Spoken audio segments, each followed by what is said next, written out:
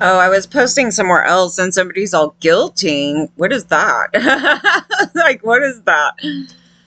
Okay, so if you didn't follow me, I know I come up with these terms because I don't even know if there is a term like clinically for it.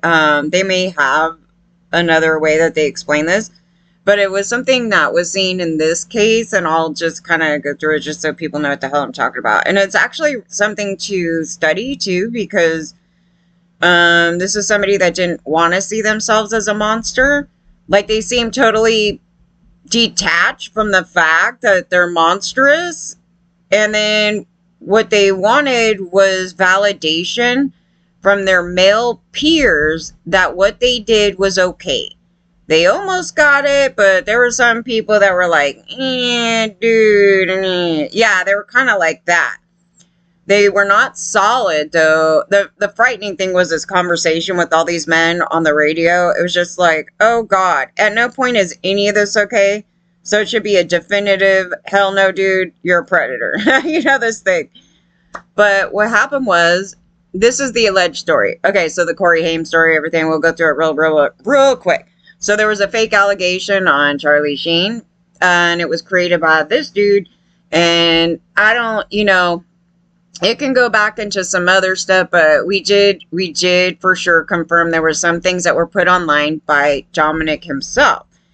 And I was just doing a lot of research, a lot of legwork. It was, and then it caused somebody to try to take me down, which is really bizarre since they're the ones that introduced them and put an adult on another child, which today, if that happened, those people would be arrested. And they wrote it out in a book, and it was just amazing. It was like that person, too, also did not see themselves as a monster.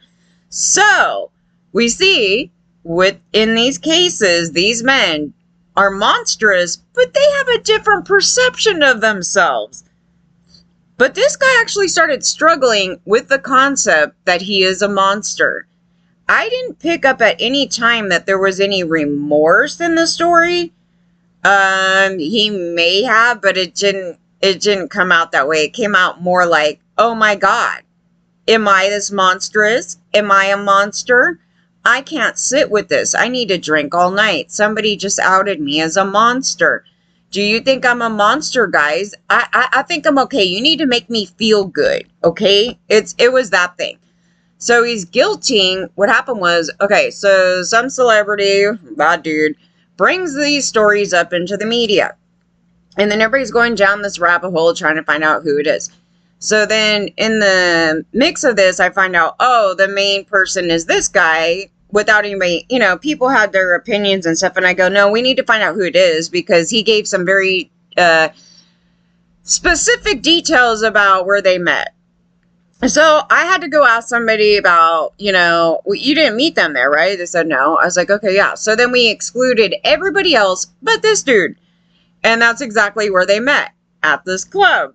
And I go, oh, how old was he? So this dude was like 30 years old or something at the time.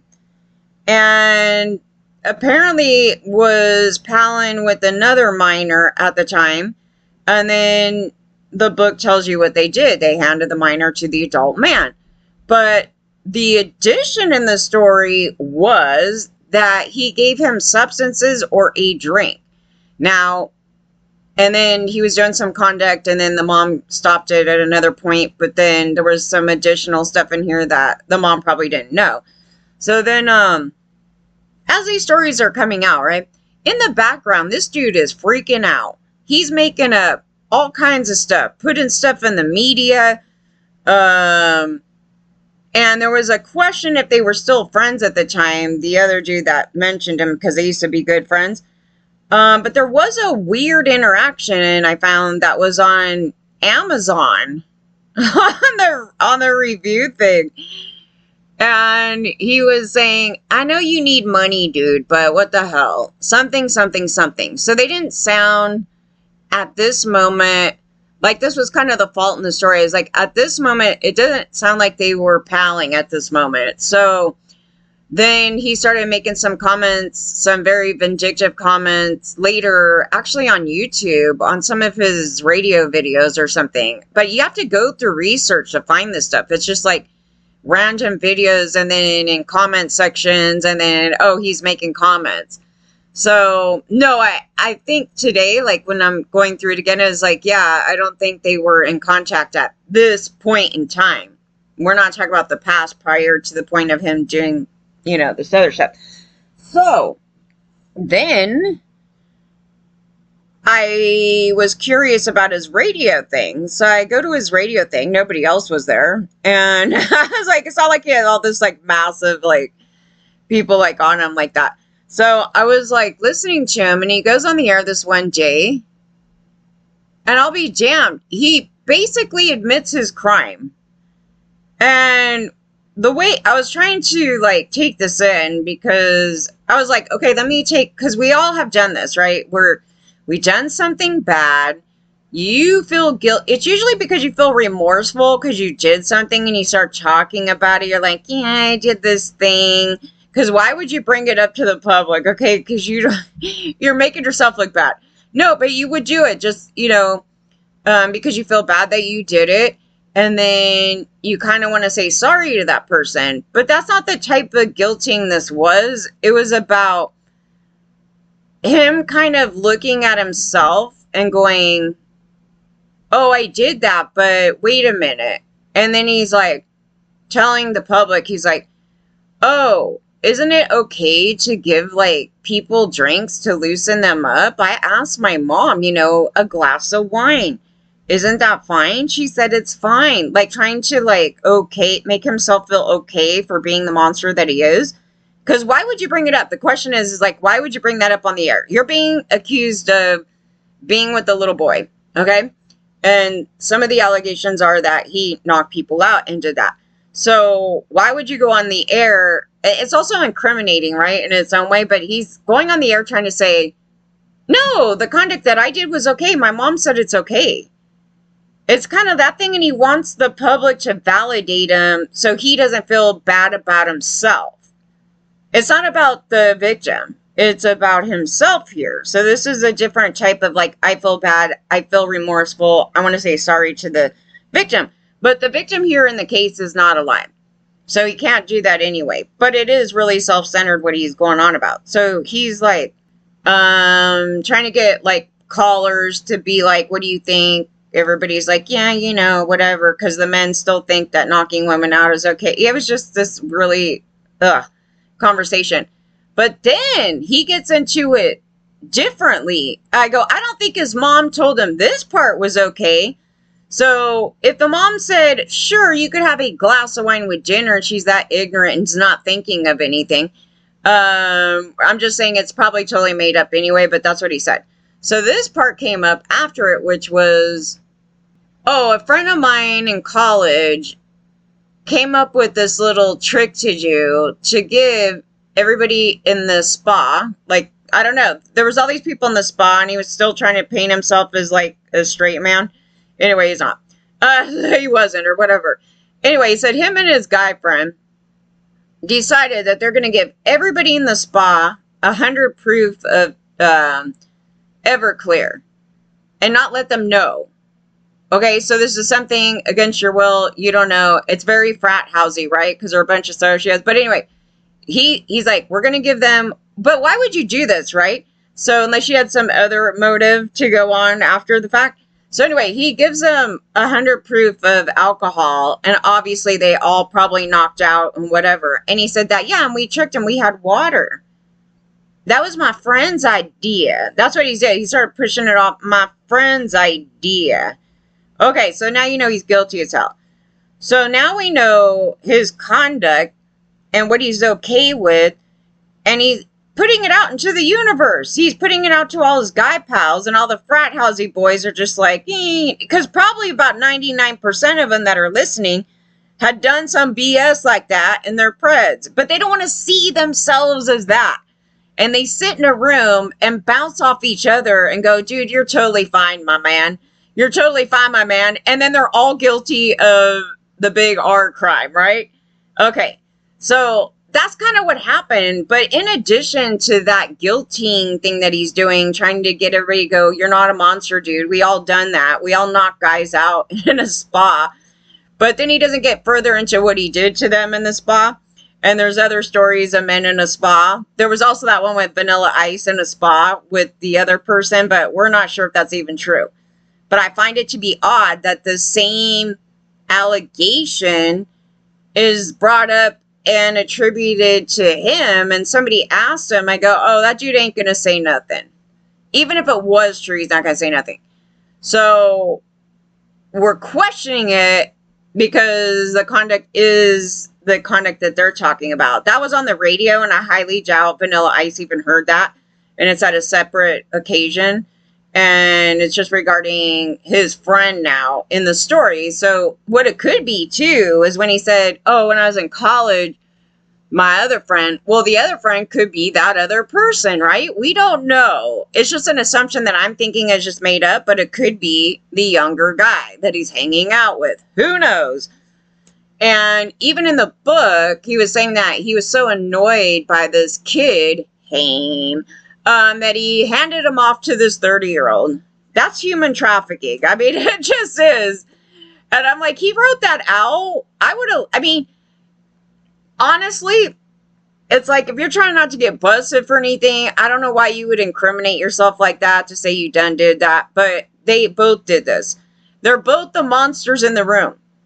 And then that dude gets allegations too. And then he starts attacking victims. And I'm like, yes. So, yes, you could be a victim first. And it's more than likely they probably were victims first. And then they normalize the conduct and then redo it. But for some reason, the amazing thing in this, they'll do that guilting thing. But they don't see themselves as a monster. They see themselves as a very, I think it's because deep down they're all narcissists, so they don't see themselves as the bad human in it. But this guy was struggling.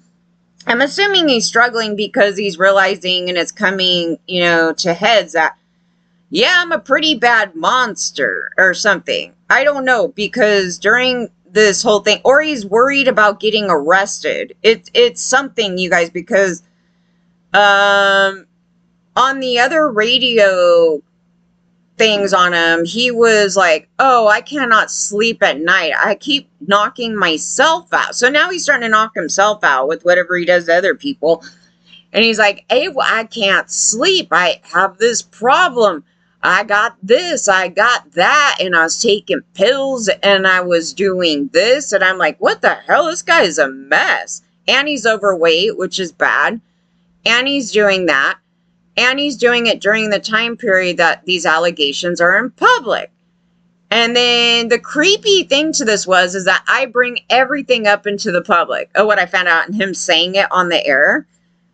And then he dies. And yeah, so it's more than likely just the struggle of being outed as this, child, monster. But at the tail end, it gets thrown all the way off onto Charlie Sheen. I'm like, what? He is a monster. Because he partook in the false narrative and did that. And I was like, that's so evil. Like, it's so self-centered, right? So to me, it never showed, remorse. Because if you had remorse, you would take accountability. He didn't need to come in the public and say, yeah, I done did that. But you would just let it be. You wouldn't try to get somebody else in trouble for the conduct that you did. And so he was struggling so hard, he doesn't want to be seen as that monstrous person and everything. It's just so self-centered, you guys. It is crazy. But he was really, if he wasn't struggling, if he's this much of an arrogant, he wouldn't be having problems sleeping at night. He wouldn't even, I don't even know if he would bring it up. If he brought it up, he'd be more bragging about it versus, can you make me feel better about myself and my soul? Yeah. Now, the bigger question with this guy, which we didn't get into because I don't know much about him other than the information that we went through in public. It's like, what the hell happened to him as a kid. If your mom is promoting knocking you out, there could be so many things in this story that we don't know yet. Like, what if the mom was a child abuser and she used to knock out her son like that as a kid? It was actually very common in the 80s for parents to do that. We were talking about the NyQuil, knock out the kids with the NyQuil. Yeah, parents did all kinds of crazy stuff at that time. Now he's a lot older. He was born in 1957. So the areas of interest for this guy is the parenting from 1957 to max probably 1967. So whatever was going on right there with young boys, and I don't know if his home was ultra religious, it could be a number of things, but you kind of want to know that information because that's the answer to why he's that much of a hot mess. And then he did these things, but he's enabled too, as you see from the environment. The adults totally promoted this adult 30-year-old around their children. Apparently Haim's mom didn't know that, so we're not talking about her so much, but even still, a lot of the parents just looked away from the conduct of their children around these older men. And then I pointed that out with the adult mentorship, which some of that, see, religion, and their thing about promoting adult men to go hang out with some young boys. This is the craziest thing, but that's the actual history. So, yeah, but we're learning in this case, it's just an open thing to be able to understand and to kind of dissect, is that his actions are totally whack. And so I'll just sit there and go through it and go, yeah, his brain is like this. He's thinking like this. Maybe he's thinking like this. We're not sure. Like, why would you go on the air and admit you did these crimes? But it's all self-centered. I want the public to say, I'm not a monster. Everybody's done this, right? We're totally fine. We shouldn't get in trouble. Suge Knight is doing it too. Oh, God. So Suge thinks that nobody should ever get busted for their bad behavior. So he's speaking for himself. When he's talking about Diddy and all that, he shouldn't get in trouble and thrown in prison. Self-centered, thinking of himself. I should be able to get let out. Yeah, it's crazy, but he going on like that. That's his little manipulative thing right there. And strangely enough, these stories are kind of intersected with these people, because the Suge story with the Vanilla Ice story and Vanilla Ice story with them in a spa is really interesting. But somehow this universe is all kind of together. And their conduct amongst each other is nightmarish, right? Because one enables the other. And then at the end of it, you have Vanilla Ice promoting, he's glad that they were a bunch of gangbangers that took over the industry against everybody's will, because we wouldn't have XYZ. It's like, dude, go to therapy. And then, yeah, so he also is a violent offender. Or he stole things. What was it? He got arrested. Yeah, I think domestic violence and stuff like that, and some other stuff. So yes, his history is also terrible. So I don't know if it's as bad as these guys, but it's still, they just bounce off each other, and then they enable each other, and then they'll hide for each other, like the conducts that they do, right? Oh, we know that so-and-so touched you. It's like, oh, no, it didn't happen. No, it's all good, dude. I see it all. Yeah, and then the guy's out here harming everybody.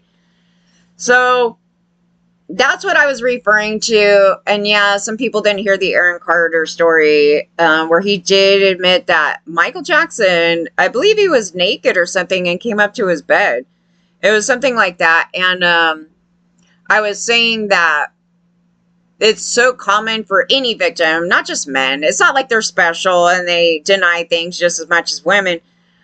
He just minimized it. Like, don't turn that into something it's not. It wasn't sexual. And I go, oh, the last time I said that. It's like that, because that's exactly the mindset. That's exactly the mindset. And they want to protect the perpetrator. And they're like, but he's a great guy. He's a really great guy, and all these things. But this one time they did something inappropriate, but it's not sexual. I love that line because it comes out of like a lot of men. But anyway, it was inappropriate, but it was not sexual. But he was naked. I was like, but he was naked. He was coming up to my bed, and it was like the step into him starting to realize that he is a victim, and had he stayed alive, he probably more or less would have gotten another step into that as, oh, and then this other time, this, that, the other. He's not picking it out because he's so indoctrinated, and so like everything's normalized to him. So his brain is not picking up, oh yeah, and this time, and that time, and this time. And I think almost any victim can, explain this thing where it's like, oh, this one time I had this thing happen. Now, the more that we're talking about stuff, we're remembering, oh yeah, at this time, this thing happened. And that's due to being educated, therapy, through the general conversation of what's right and wrong, on this conversation. And so he just barely was like flinging it out there. And I go, oh, he threw it out there at the MJ clan. Okay, so nobody really wants to come out with that because a lot of people want to target the victims of it. So it's not like there's really any good incentive of like, hey, I got touched by Michael, or Michael did something bad, right? Just generally did something bad. And then, but the victims, because of their close relationship to the perpetrators, this is more relevant to me and my father, because it was something that the therapist pointed out, because he's my dad, it's okay, or something like that. And they're like, why are you making excuses for him? I was like, I am. I didn't even know I was. I legit had no idea I was doing that. None whatsoever. I'm so indoctrinated by my own dad. And I'm running around making excuses for him, even though I have no problem fighting with it, at the time.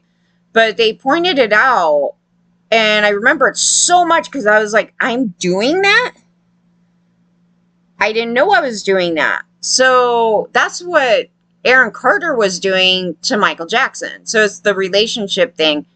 And he's making excuses for Michael for him being uncomfortable as a child, or something that he did was inappropriate, and then trying to, protect his image. He's doing this thing, and that's not for him to do. And I was like, oh, that was like the most biggest flag when he came out and said that thing. I'm like, why'd you throw it out to begin with, right? You wouldn't throw it out there because nothing happened. You already know the public's going to react in the worst way, even though it's true, right? So he throws it out there and he's like, wait a minute. Don't turn it into something it's not, because then it turns into a thing where they're attacking somebody that he feels that he needs to protect. But also it puts, I guess, the attention onto him that something bad happened to him and he doesn't want to talk about it, or, he's not quite there yet because the environment that he was in was so freaking bad. Like the one family member or whatever that's been talking, will tell you. And that's all environmental, and that's what was normal in their family, and they just minimize every bad conduct ever. So how are you going to be alerted when that's your normal? So that probably is the explanation to the Dom as to how he's like, I'm a monster? Like, I'm totally thrown back by this. I don't know. There's probably a number of explanations and opinions to that thing right there, but there's a lot in it, and it's really crazy.